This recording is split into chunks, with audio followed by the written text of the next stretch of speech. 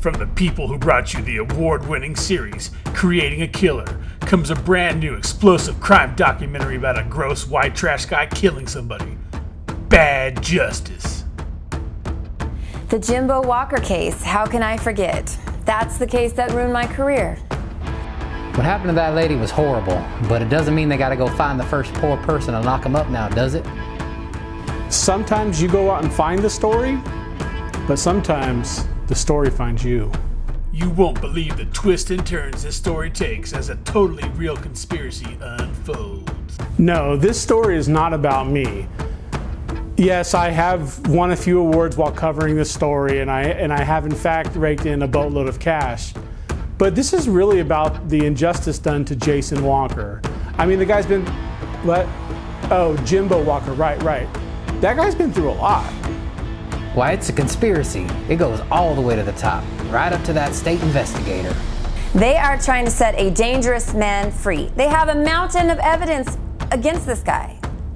When big crime hits the small town, the situation becomes explosive.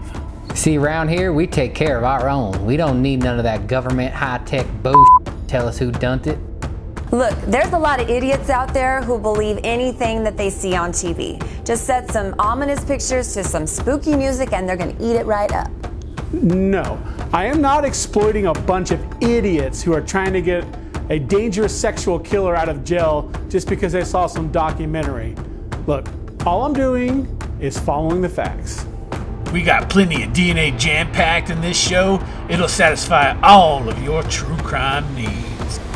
That DNA horseshit doesn't prove anything. Why, from what I heard, there's 1 in 2 billion chance it could have been somebody else. Why, that should eliminate him as a suspect right away, because there's more than 2 billion people on this planet, ain't they? Yes, there is a bunch of hard evidence against Jeremy Walker. The DNA evidence, the 8K high-resolution footage of the crime, the receipt for the marmalade, and the handwritten confession. But did I ever mention that he was poor and stupid? That should count for something in America.